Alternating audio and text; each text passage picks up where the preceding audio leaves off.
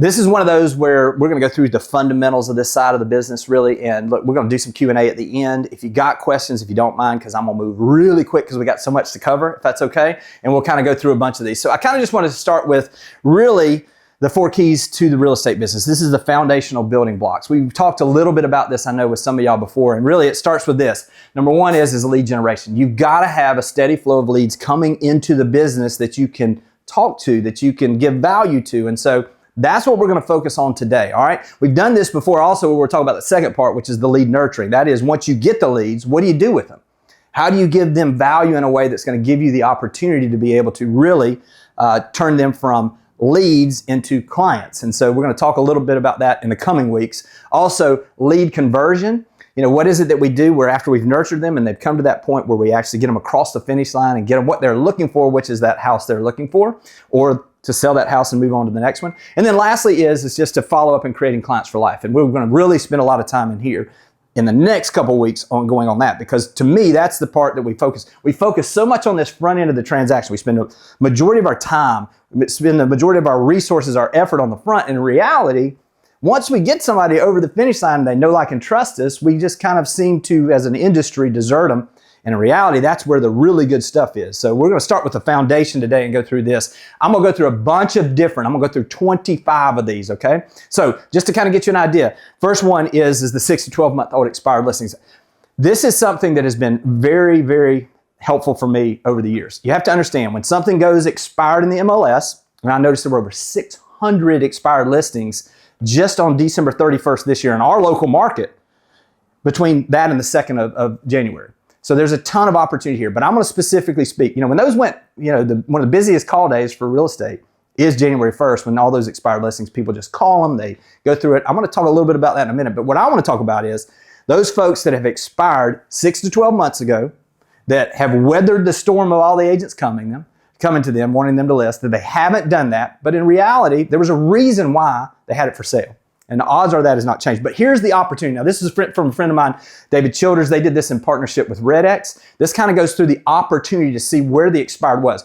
This was something we looked at the end of December in 2024 to kind of see what had happened in that year. So you can kind of just see the size of this opportunity. So if you look at this, we were expecting at the end of the year a couple of things. We were expecting the increase in expired listings. Now, if you go back to the first week of 2024, this is nationwide, but y'all, we've seen it even more so in our local area because of where we are.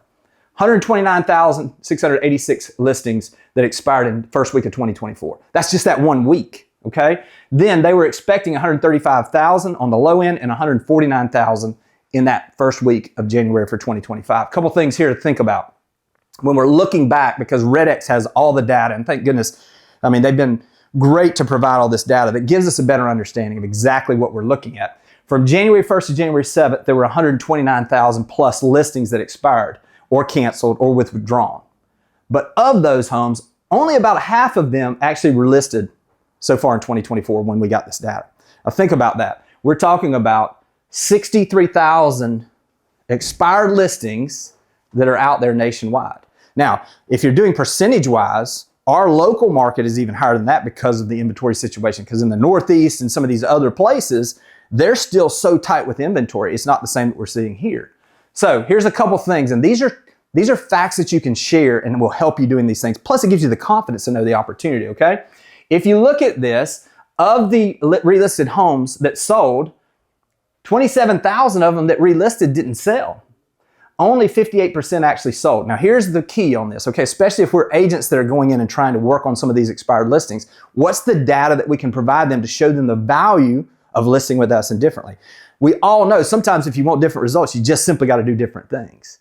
Well, a lot of this is, if they've got an agent, a lot of times they've already pretty much done everything they know to do on the marketing side. So we'll talk about this also. If y'all have got some listings that are getting ready to expire, on some things we can do to rejuvenate that. But think about it this way. Of the ones that sold, 71.2% of the ones that sold after relisting with a new agent. Of the ones that relisted with the same agent, only half, 51%. Now, if you look at this, this is a 40% difference in the results for those people that decide to relist if they relist with a different agent instead of the same agent. So this is something I put up when I'm talking to these folks. I'm going to give them the difference in listing with us or listing with their current agent, because they'll say, oh, I'm just going to relist with them. Well, actually, if you do that, here's kind of the national results so you can kind of see. My job is to give you the best information possible so you can make the best decision for you. But this kind of shows that really, if you do that, you got about a 50% chance of getting it sold. Versus if you just simply choose another agent. Not just me, because I'm going to do even more things. I'm going to show you exactly how I'm going to get this thing sold. But if you just list with another agent, just another agent, you've got a 40% better chance of getting it sold. So these are some facts we can share. The other thing that I like to share with people is to understand your pricing. We all know, look, a lot of times it's pricing, it's positioning, and it's the marketing that we're doing to get the house sold. But what's the most important factor? There's so much information out there right now. A lot of times we understand the pricing is our biggest obstacle to get these expired listings sold. The market is simply telling us it's not going to sell at that price. So what can we do?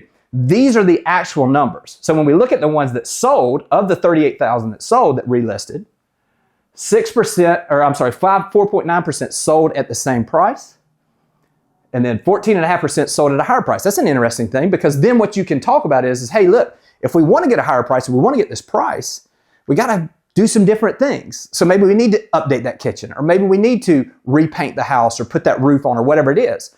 Because if you do, that's where you see a lot of these that end up selling for a higher price. They reposition the property instead of repricing it. Okay, so there's a couple ways there. But if you look at this, clearly over 80% sold at a lower price. So we're talking to people, hey, my job is just to give you the best information. Here's a couple things. If we want to sell it for higher, we can.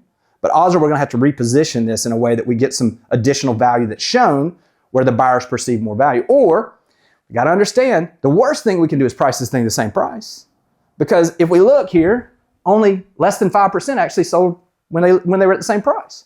So these are some of the communications we can do there, okay? I'm going to give you a couple of just some things you can utilize. So this is a script for calling the old expireds because, look, they have weathered the storm. Somebody that, and we're agents, we're lazy. If we don't get it immediately, we move on to the next thing. So odds are if they've gone that 6 months, they haven't heard from an agent potentially in a good little bit. So your call is going to be received better for that expired listing from an older listing than it will be in the new listing. This is the script. This is your name with your company. I saw where you had your home for sale and took it off the market last year. I don't ever say expired, canceled, any of those negative words. I just say, hey, you took it off the market. And then I just simply say, I'm curious if you're planning to sell the house this year. And I'm just quiet and I let them talk. Because once I get the information, then I can begin to understand what their needs are and how I can give some value. And look, I'm gonna have all these slides for you. If somebody's watching this on the video, we'll have them down in the description down below, but I'm gonna get you all of this, okay? Listing leads example. I've talked to y'all about listing leads, I believe.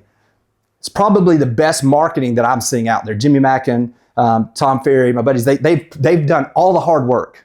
So literally, I'm going to show you some of these examples. You can check them out. I'll have a link down the bottom also of the description for this. This is an example of one of those letters, okay?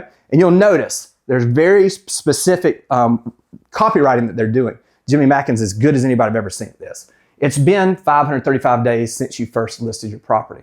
Then it goes into, at this point, you might feel stuck, wondering if listing again is worth the risk. He's going to go through this and give this data. You can copy this. I would put it in my own words, but you have examples out here that you can utilize. That is basically a mailer to the script, okay? We talked about the call script as well. Now I'm going to move into the expired listings. As I mentioned, just in our local market, it was 600 for just that couple of days at the first of the year. So there's a ton of opportunity here as well. A couple things you can do here, okay?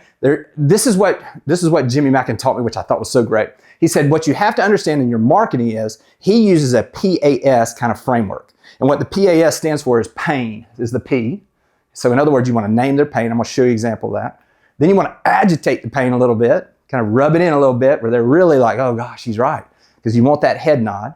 And then give them a solution. Okay, so here's that example of this, okay? So this is, now that your home didn't sell, you had a wave of agents promising you they can get the deal done. You've heard this story before, you're not buying it. How many do you think are going to read that and be like, yeah, sick of this, you know? We named their pain and they probably come into agreement with us with what we've said. A little bit different. At this point, you're frustrated, disappointment, we're agitating now. I mean, now we at this point, you're frustrated, disappointed, and likely pretty annoyed because your phone hasn't stopped ringing for the last 2 weeks. If a home doesn't sell, it's for 3 reasons. It was priced incorrectly, it didn't get enough exposure, it wasn't presented properly. Now here's where they start going into the solution, okay? Now, if you believe the reason your home didn't sell is because of number one, which is the price, which they all think their price is fine. I mean, you know, if you don't need another agent, you just need to lower your price. So it's like, hey, look, I'm just going to give you this information.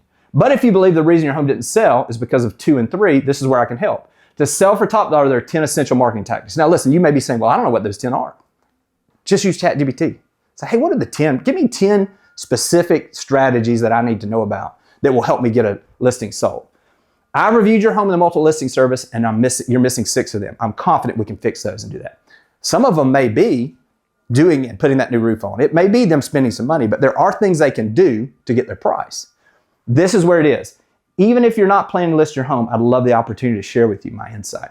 Again, this is the solution portion, okay? So this is a great example for some of those that are newer listings that have expired, okay? I'm gonna keep moving because we're gonna move pretty quick. Buyers, this is just a little help post. I used to call them little help. You know, that's what we said up in North Walton County. Little help, L-I-L with a little, but I spelled it on out because I'm trying to be educated.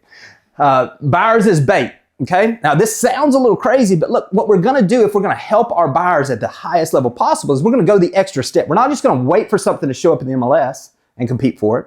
We're gonna actually go out and try to find those things. So this is the way that we can uncover listing opportunities as well as help our buyers in a special way, okay? So this is like the post, what it might look like, okay? A little help, please. A little help. I have a great couple that is looking to move to our area, but we haven't been able to find the perfect home for them yet. They are looking for, give some details, you want to be specific, and they may be willing to pay a premium for the right place. If you or someone you know is getting ready to sell their home, please DM me and maybe we can find a win-win for these buyers and someone looking to sell. Now, this is a great way because what you'll be amazed at, people just call people out. Y'all ever seen when somebody posts something like that and somebody just like tags them, they're like, at Colby. Well, guess what? I bet you Colby's told them that he's getting ready to sell. So now we've got somebody to reach out to. Or they'll DM them or they'll use that. So don't be afraid to use this as a way to use some of your buyers. Your buyers are gonna love it because you're giving them some extra value, but you're also gonna be uncovering some listing opportunities. All right, now buyers is bait mailers. I'm gonna use this as well because there's so many different ways to utilize this. If we've got a buyer, this is called the magic letter. This is another one of listing leads type of things. And again, I'll have the link for them, you know, in the description. If you're in your forever home, ignore this letter. This is what we've all called the dog whistle marketing. You know, there's certain people that are going to read mailers, not for me. That's fine. We're just trying to find those people that specifically need it. Then it's going to come in and say, however, if you're open to the idea of potentially selling your home, I have information that might be valuable to you. The person who is thinking about selling their house is absolutely going to read the rest of this letter. And that's exactly who we're trying to speak to, okay?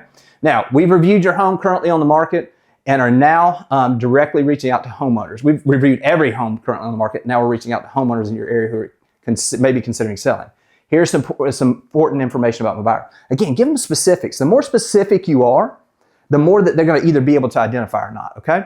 Even if you're months away. So there's your call to action. So basically, this is a great letter for using those buyers, again, in a unique way, okay? And then the calls. Because listen, nothing happens until we have conversations. We can send all the letters we want, and in reality, the letters and the posts on social media really are just to drive us to the opportunity to speak to people. So this is what this kind of looks like, okay? If I had a neighborhood and I knew that someone, we got this right now. Tyler, you've been working on something, you know, specific buyer wants to be in a specific neighborhood. We had the list of houses and you're just calling those folks. This is a perfect example of how this would look. This is your name with your company. I'm calling because I have a client looking to buy a home in your neighborhood and I'm doing everything I can to see if I can help them find their ideal home. One is now that seller that you're talking to, if they're thinking about hiring an agent, they're seeing hustle. They're seeing somebody that's doing things a little bit differently also, that's working for their clients. They've said if they find the right one, they may be willing to pay a premium. Have you heard of any of your neighbors that may have considered selling? Now, here's the thing. Notice I didn't ask them if they want to sell. I'll tell you, if they're thinking about it, they'll tell you. But I've done this where I'm just like, hey, can you help me out here a little bit? I'm just trying to help these folks. Do you know of anybody that this might be a win-win for? Here's the thing. This is the magic question because if it never comes up about their house, this is where we're going to come back and we're simply going to say, and I've used this so many times in so many different ways. I'd be the worst agent in the world if I didn't at least ask, is there a price where you guys might consider selling? And then just be quiet. You'd be amazed how that will take a conversation from, no, I don't really know of anybody. Well, we've been thinking, you know, when our son graduates next spring, or next fall, next spring, we may move to a little different place or go where the grandkids are. Now you started building rapport. So that question is very important, okay? Open houses. We've talked so much about this, y'all. There is nothing right now that's doing better than open houses. People love seeing houses. So we've talked about some of the things you need to do. Make sure it's out on all the portals. Make sure you're utilizing signage. Make sure when they come there that you stand up and you're nice and you smile and you give them information, but you create an opportunity to reach out to them again at a later date. Be prepared. Open houses is a great way to generate some face-to-face opportunities. And in reality, we were talking about you need conversations. Well, when those folks are coming in, those are conversations. They're not walking into our offices anymore, just, and rarely. What they're doing is they're out in the marketplace looking at houses. So this is a great way as well. Number 7, create searchable content for social media. This is what has really changed over the last few years. Last year, we saw Instagram or Meta with Facebook as well as LinkedIn come out and just tell us we are shifting more to a searchable type of content than what we had done in the past, which was we were putting your content in front of the people you were connected to. This is, I call it the TikTok effect. Basically, the reason why people are so addicted to TikTok is because whatever they look at, they put more of it in front of them. And so now Instagram's doing that. So this is why somebody that has 50 followers can actually have something that has 10,000 views. It's because they did searchable type content, because Instagram, Facebook, LinkedIn is going to put the stuff in front of the people that are looking for it. We were talking about this yesterday. Remember, we talked about this yesterday. This is why somebody that may not have a huge following has the ability to really do well on social media now. There's some keys to this, and I'm going to show you that in just a second. I'll give you all a little bit insight on this. Kobe, you sat up here in a splash zone, didn't you? Right here. I know, man. I'm sorry. Sorry about that, brother. I know. I'm going to need to wipe that table off. I know. So here was the thing.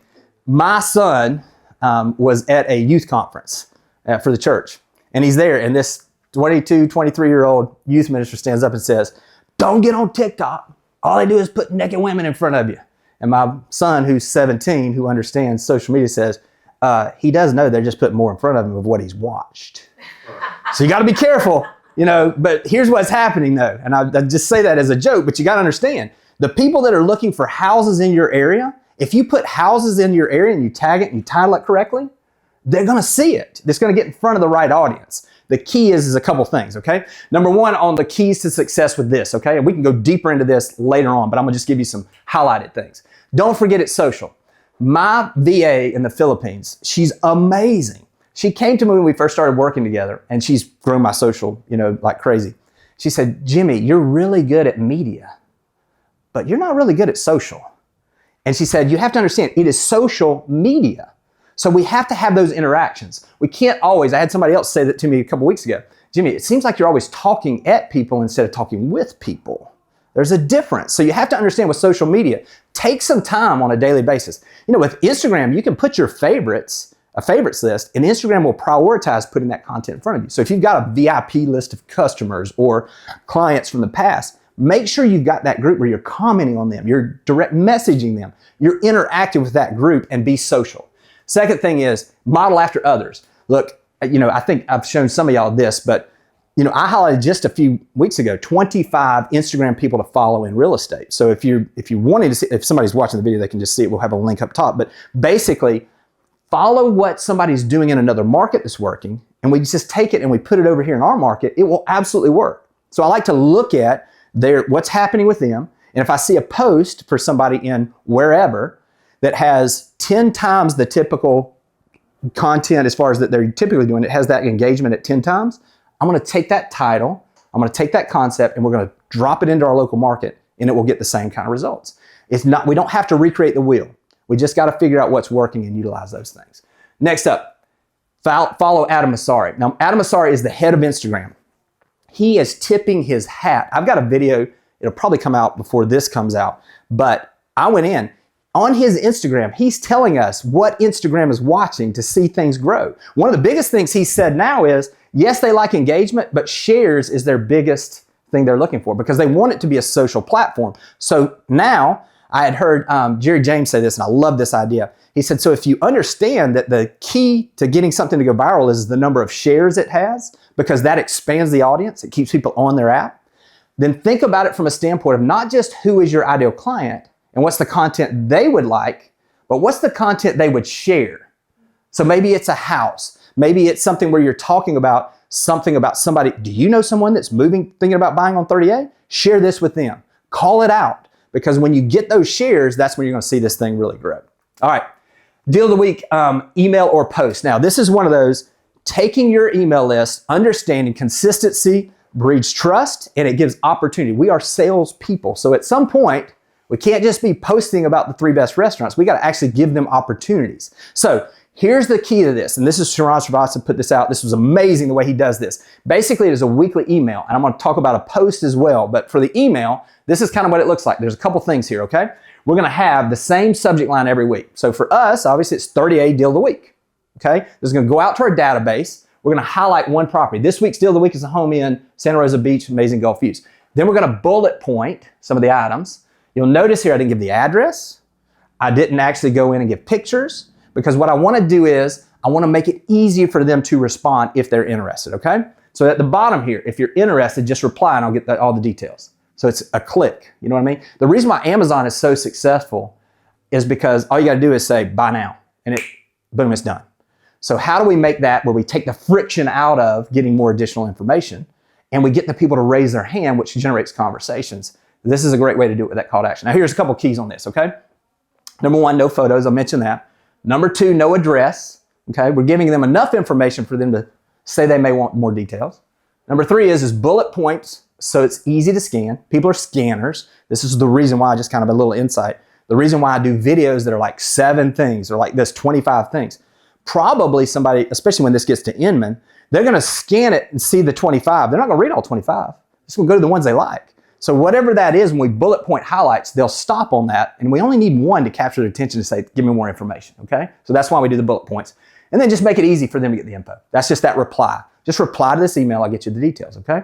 Now, I didn't show a post, but you can see we can do this every week. You know, our buddy Jay Johnson does Friday Find. Every week he's highlighting one property. You know, you've got the different ones that we see. You could do this where it's 30A deal of the week, and it's a video, or it's you instead standing in front of a house that's a place, and just DM me for all the details. Whatever it is, be thinking about how you can utilize this, okay? Next up, door knocking. Door knocking is something that a lot of people get afraid of. Now, here's what I would say is, don't just door knock without a purpose. We call them marketing moments, marketable moments. So that's, hey, I'm hosting an open house. Let all the neighbors know, especially in our area where we got different neighbors every week. Just go take a flyer to those folks. If it's a new listing in a primary residence place, the best idea I've seen recently is have door hangers and basically just have it where it says, we just listed your neighbor's house at, and it says, see inside, and it has a QR code to the video of the house. Now, this is a great way to generate some opportunity. Plus, they get to see your marketing, and it gives you the ability to really see those things. You can do it where you have a call to action on the video. You can do it however you want, but that's another great way to do the door knocking, okay? Hey, we just sold the house. Curious if anybody's told you what's happening. We have some additional buyers. Whatever that is, have a purpose when you door knock, okay? Again, that magic thing I said, I used to call it the Columbo close, but most of y'all are too young to know what Columbo is. But so here's what it is. When Columbo would leave, he would turn around and he'd say, oh, one more thing. And he would say, I'd be the worst realtor in the world if he were us, if I didn't at least ask if there's a price where you guys might consider selling. You'd be amazed at what that will do for you. All right, so that's door knocking. Searchable YouTube content. We talked about searchable content on social. There is nothing, in my opinion, you can do better for your business in the long term than absolutely doing YouTube content, okay? Now here's the reason why. YouTube is owned by Google. Google's the #1 search engine in the world. Guess what's #2? YouTube. And what we're seeing now is that people are coming to these things. Now, I'm going to show y'all a couple of examples of this and give you some ideas, but I believe if you can show me who's doing the best and the most video in a market right now, I predict they will be in the top 10%, if they're not already, of producing agents in that market 3 to 5 years from now. Absolutely, because it's just the consistency of it, okay? So here's a couple things. I'm going to show Noah's on here. And the reason I want to show this is Noah's a perfect example. He started out doing one every other month. He got very specific on neighborhoods. He got very specific on product. Now, I just printed this last night, about, under 1,400 people that are following him, but he did over $16 million last year from this channel. He's only been doing this 18 months, y'all. So literally what he's done is just been consistent, okay? I'm gonna show y'all a couple other things. This is Brad McCallum. He's built his entire business. He's got over a $100 million team that he's built just from video. Now, he does it at a very high level now. It was not that way when he started. You gotta understand. It's not gonna be perfect when you start. You just gotta keep going. I was on an interview this week, and we were talking about my YouTube channel and all these things. And they were like, yeah, let's go back. And they literally were sharing the screen. They went back to my first video. Oh, it's embarrassing. I mean, you know, that's the thing. YouTube, unless you take it off, it still shows what you used to do. So you have to understand this stuff comes with time. But just understand, just start the process. You will get better. You will get a better understanding of what your clients want. Now, a couple of things that I like to do when I'm searching for content, okay? And I'm gonna give y'all some specific ideas, but look, I'll sit down with each of you and just kind of get you an idea for you. But one of the things I like to do is when I pull up their channel, I go to this little tab here that says popular, okay? Now I can do latest, and that's gonna show me their most recent videos. And if I do that, I wanna see, is there anything in the last 3 months that is 3 to 7x of what their typical view count is, because that's a hot topic right now. And if it's working in Calgary, it'll probably work in our market. But I like to go to the popular because I want to start seeing some patterns, okay? So you'll notice here some patterns. If you notice the house tours he does, it's the same thumbnail. It's that bold numbering, just the pricing at the top. It's a sunset, you know, golden hour view of the house inside a $3 million luxury designer acreage in Calgary, Silvertone. Inside a $3 million, you know, tour A, inside A. So literally, if we're gonna do a home tour, let's use the terms that, I mean, he's got a whole team. We don't have to have the team. We just gotta follow in with what he's done. So your next video of your next listing should be inside, I'm just gonna use this, inside a $3 million luxury home on 30A, or wherever your market is, in Destin, in Panama City, whatever it is. That will absolutely outperform what you would do. Do the same thumbnail. Now you'll notice this right here. I've got vidIQ that I use. These little numbers you see down here is telling me that's 39 times his typical views. Now, what I know, because I was on a call with him this past week, is, you see where it says moving to Calgary in 2025, everything you must know before deciding? It was actually last year, everything you need to know in Calgary if you're moving to Calgary in 2024. He's changed the number to just bring it up to speed, right? So here's the thing. You'll notice, if you were gonna do this, everything moving to whatever your city is or wherever you're serving, in 2025, everything you must know before deciding. I would literally, I mean, I'm not gonna have Brad's, you know, perfect hair, you know, and all this stuff. I'm probably not gonna be dressed as hip as he is, but I'm gonna probably, if I'm doing this video to make sure I maximize it, I'm gonna have the exact same look. I'm gonna have a backdrop of whatever city or whatever area, whatever people will recognize. I wanna have moving to your city with a question mark. I'm gonna have X and check, and I'm gonna be holding that bag looking off like that. Because I'm just gonna model what absolutely works. There's no reason for us to try to figure this out. They've already figured it out, and it's showing us the numbers. And I'll bet you if you do that here, it'll do absolutely very similar numbers, because we see it time and time again. All right, unsolicited video CMA. I know y'all are sick of hearing me talk about this. It works, okay? So here's what I'm gonna do. I'm gonna kind of go through this, okay? Here's some of the results for me, because as y'all know, I don't talk about things I haven't done. This is one that literally that I did myself. Here's the results. I decided I was gonna do this for 90 days. I was gonna do one every single day I worked. I didn't work every day. 72 days, I did it. Every single day I did one. And I did 72 videos in those 90 days. I listed over $11 million from this strategy, so it works, and it's still working. Literally, I did one for people in Texas last week, and they're getting great results. And also, it was a $3,600 an hour in activity, because I did one every morning. It took me about 30 minutes. I'm gonna show you exactly how to do this, okay? So here's the whole concept is, people have not asked for their CMA, but it's the most valued thing that a homeowner would want. So how do we give them that value? We do it and provide it, because every single time that I've given freely things have come back to me, okay? So this is what it looks like, okay? I did also, just so you know, listed another $5 million from that 30-minute a day strategy 18 months later without even following up with the people. So I'm gonna show you how to do that too. All right, so here's the key on these tabs that we would have pulled up. I used BombBomb because I like the fact that it would tell me if they opened it, how many times they opened it, if they shared, all the details. But you can use Zoom Party of One, Loom, whatever you want to use. But here's the tabs that I had in place. The first was I prepped before I started. Because once I press record, I just want to, just like I'm sitting at the table with them, I want to go through those details, okay? So here's what this looks like. I had Google Earth pulled up, and here's the reason why.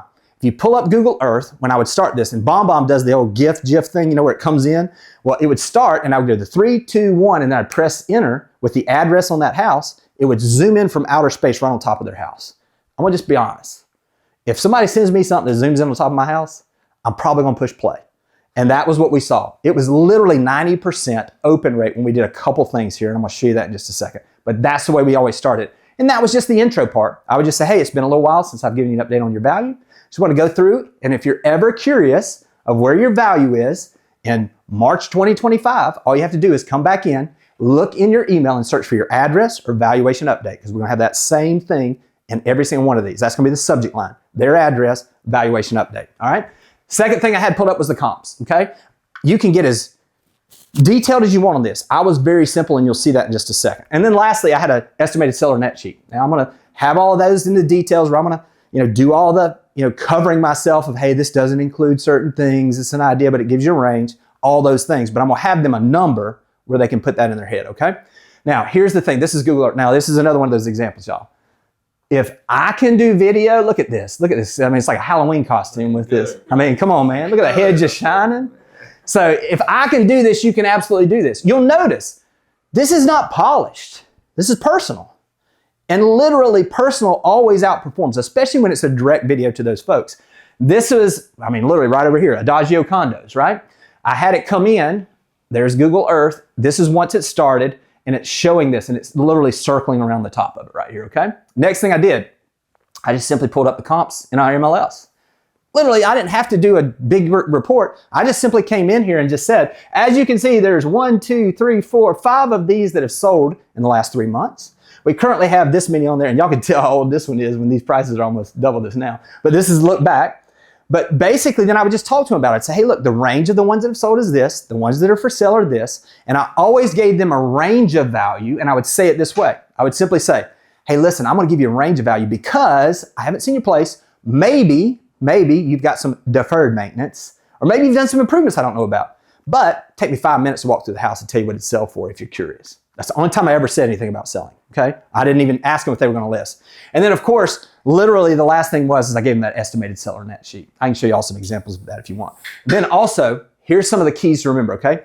Be consistent. Consistency is key, okay? So if you're going to do one today, and you know these are clients that may list in the future, set it up to do another one in 6 months. Set it up to do another one in a year. Set it up to do one that you buy in a year from now that you're going to prompt yourself. Be consistent with them. I always did that same basically that subject line. The subject line was the address, valuation update. Literally, y'all, that's the street that we live on, which my kids think is hilarious because I'm the least carefree person they know, you know what I mean? But so anyway, do the same subject line every single time, okay? And then also provide a range of value. I mentioned that because look, we want them, if they're curious, to know that they can get the exact value, but we want to give them a range of value, okay? And then last but not least, if you're ever curious of where your value was in March of 2025, just come in and search your email for your address or valuation update.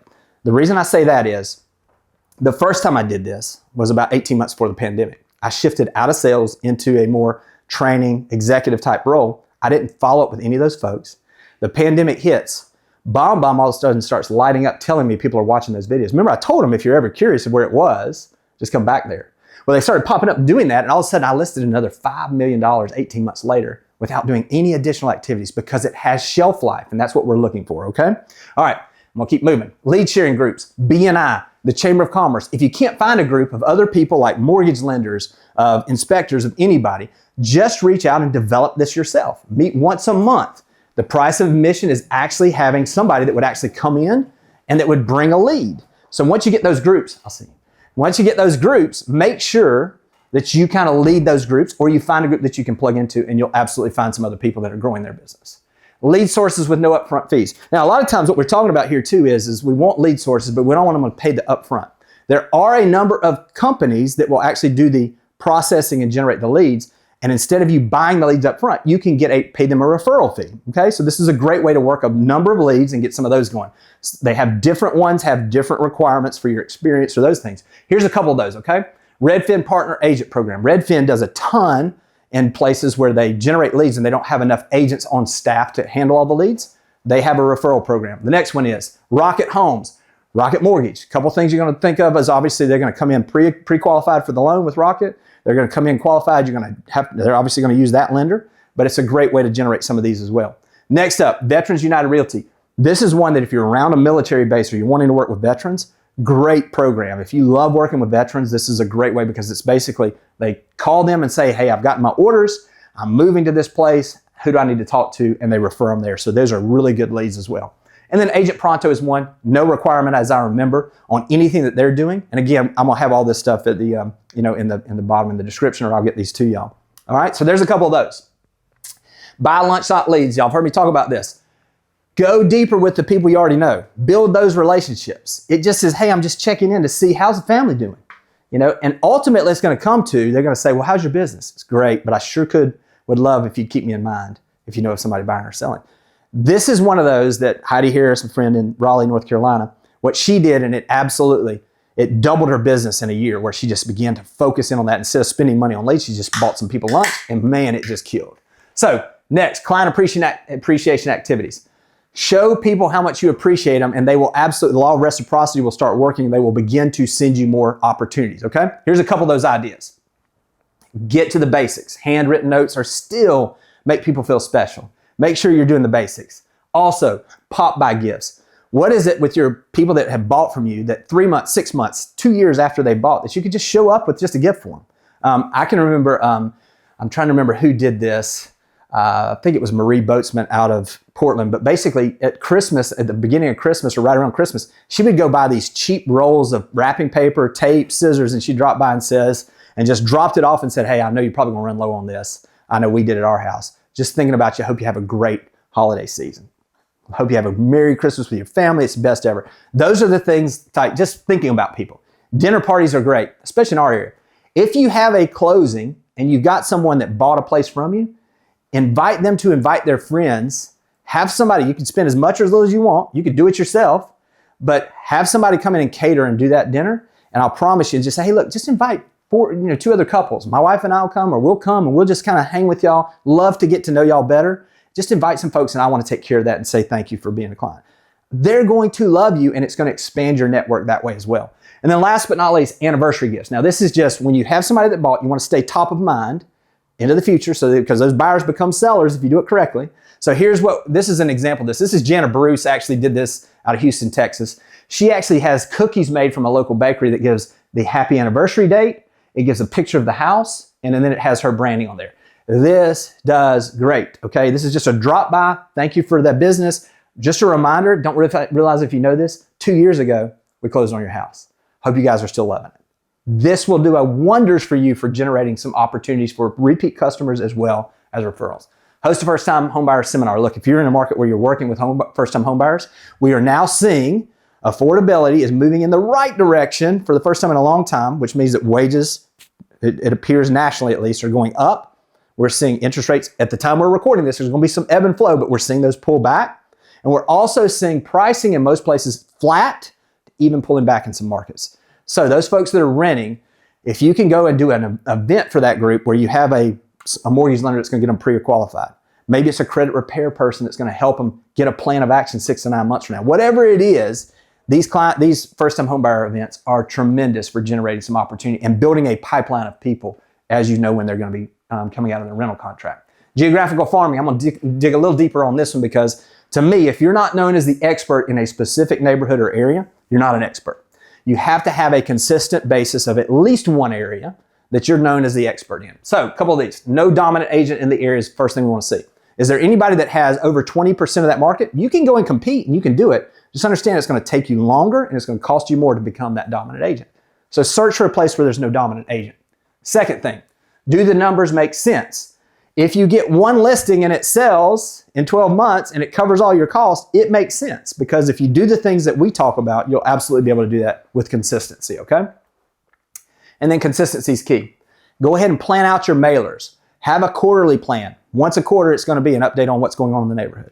We're going to have an information about a just listed, just sold that we've done. We're going to talk about some of the things that are happening in the local area. We're going to do an event in the neighborhood. There's different things we can do, but we want to have that consistency. Last but not least, build on your wins. You absolutely, when you have a new listing, you want to let all the neighbors know, because not only does it help you market that house, but it also gets you opportunity for the next ones in the neighborhood to be your listing. So utilize those marketing moments, those marketable moments as well. Just sold Postcards Reimagined. Now this is kind of going right in line with that. Instead of sending I don't know about y'all, when I get my mail, I sit by my garbage can and just rip them. And I'm in the business, and all these just typical postcards. So here's an example. This is one that Noah did, which was great. And we want to make the process the hero, okay? Not ourselves. This is just me, but man, how many agents just go out there and say, another one? So they're like DJ Khaled, another one. And, they're just literally talking about themselves, and they're making themselves. But when we shift the focus and we make the process and the other people the hero, everything changes. So here's an example. First thing, this was folded. It's a letter. He hand addressed it on the envelope. Take the time. You'll absolutely get that, get a better result. It's folded up. So the first thing when they open it, it says, did you hear about your neighbor? I'm going to tell you something. Neighbors are nosy. They're going to read the rest of this. And then he has a timeline. Here's the story. Your neighbor called us. We got to work. He highlights the video he used because he's showcasing his marketing to these potential sellers. Now he's showing them. Then he's talking about what he did on the launch, how they got multiple offers, how he negotiated, and also what they did to get that highest price. So these are ways that we're telling a story. We're making the process the hero instead of us. When we do that, we'll absolutely get better results. All right, for sale by owners, got to mention it. Look, they're raising their hand. They're saying they want to sell. They just haven't had the right agent. The majority of these end up actually listing with people. There's tons of processes. If you're curious about that, let me know. Or you can just Google or go on YouTube and say, how to develop a process for listing for sale by owners. You're going to get all the information you want. ZMA Letter. This is another one from Listing Leads. Now, what this is a lot of people are using Zillow. Whether we like it or not, that's where people go. But Zillow has the Zestimate, right? And we all know that the Zestimate is wrong. It's always wrong. It's never right, okay? And sometimes it's dramatically wrong. So this is the letter. This takes a little bit of extra effort. But what he does is he does a couple things. He prints the Zestimate there, attaches it on the letter he sends. He says, Zillow thinks your home is worth, and it's typically a lower number. And then it comes in and says, you bought your home for this, which has turned out to be a smart move. We're complimenting, okay? Then we're talking about, I couldn't find myself a good realtor if I didn't ask. So he's using that line that I've talked about with him. Would you consider selling if you received an offer 10% higher than your Zestimate? Which would be that. If the answer is, I'd consider it, text me, okay? Simple call to action. This just generates some conversations, okay? He then puts this down on a yellow sticky note and he puts that on there because it sets it off, okay? Great letter to send to some homeowners, okay? Call Airbnb owners. In our area and in most areas, when we had the pandemic, people were moving into these and the numbers were high. Guess what? They're lower now in most cases, okay? So here's what happened is a lot of people were like during the pandemic, I can't wait. I'm going to own some Airbnbs. We're going to passive income. And then they realized, oh, wait, I got to actually do the work. And they literally aren't getting the money they thought they were, and it's more work than they thought. So these are rotating right now, and it's a great source of inventory. They publish their numbers in a lot of cases. So just calling them and just saying, hey, listen, just noticed you got this place for rent. Curious how it's going, and if you guys would be interested in purchasing another one if I could find one that fit a specific criteria. Because look, investors are like sharks. They don't stop. They either buy another one or they sell and reposition. There are very few investors that are like, I'm just going to buy this. I'm done. This is it. So it's a great opportunity to have some great conversations. And sometimes you'll find some of these that are like literally going to buy 2 to 3 a year. They're going to rotate around. They're going to do some things. Great way to find some people there. Also, long-term rentals. And this is both the buyers and the sellers, and the renters and the sellers. Now, a lot of these are published. So if you go to like for rent by owner or whatever, it'll show you the address that was listed that was rented last year. We know that most rentals are 12 months. So literally, if you start calling those folks 6 months, 7 months into that rental, say, hey, listen, I know it's a little early, but are you guys going to consider staying there, or would you potentially think about buying if you're talking to the renters? If you're talking to the seller or the owner, it's, hey, I've noticed that you rented the place 6 to 7 months ago. It's probably going to come due in January or in July, August. Just curious if you're going to continue to rent it, or maybe because the market's doing some different things, if you're curious about what your value is, and I could send you that to see if it might be a time it might make sense to sell that place. These are great opportunities to talk to and build you a database. Optimize your Google business profile. Again, we talked about Google being the #1 search engine. How do we optimize that? We've seen some great results with Google from that, okay? A couple things here on the keys. Reviews are #1. You want to get to at least 10 reviews. You want to have consistency on those reviews, and the more reviews, the better, because it shows that you're a pro. #2, 100 photos. One of the things about the reviews is it's not like Zillow or Realtor.com where it has to be a verified sale. So literally, like I could go in and give a review for Colby. Colby could do one for me. You can find ways to do these things to build your reviews up. 100 photos is what's key. Now here's the thing. You can't title some of the photos, but what you can do that's a little trick here that kind of tricks the algorithm is when you load the file. So for instance, I'm going to use this. If I was doing a photo of Seaside, of Seaside, and I was going to do beach view from Bud and Alley's, Seaside. Title the photo Beach View from Bud and Alley's, okay? Because by titling it, the algorithm actually catches that and it actually gives it a little more Google juice, okay? So every one you're doing, title them in a way that you're cataloging them with the areas you're serving, okay? Because then it helps on your search. Next up, post content consistently. It's just like everything else. Post your blog posts, post your market updates, post your videos. Consistency on this of you being active shows them that you're active and that they're going to put more people in front of yours, okay? And then consistent activity, okay? Just make sure it's on a weekly basis. We're doing something on there. It's just consistency. That's what breeds that trust. All right, next up, builder permit boxes. If you go to a neighborhood and you've got and we're looking for multiple transactions, and you see there's a builder permit box and there's no real estate sign, what I like to do is go up there, find out who the builder is, contact the builder, and just say, hey, listen, I noticed, I'm a realtor, I noticed that you had this box out here, you're building this place. Just curious, is this something that you're building as a spec, or is it something that you're custom building for somebody? And if they say, oh, it's a custom build, okay, great. Hey, listen, I'm just curious. I'm digging in this neighborhood a little bit. If I found some lots and that were in the neighborhood, would y'all be interested in some additional lots here? And if they say yes, which a lot of builders are always looking for lots, then I would just simply say, do you have an agent you'd want me to call, or would you want me to call you directly with those? It's going to tell us if they have an agent, okay? Now, the other thing is if they say it's a spec build, say, great, if I have someone that's interested, do you have an agent that I should call for the details, or can I call you directly? And then you can kind of identify where that is.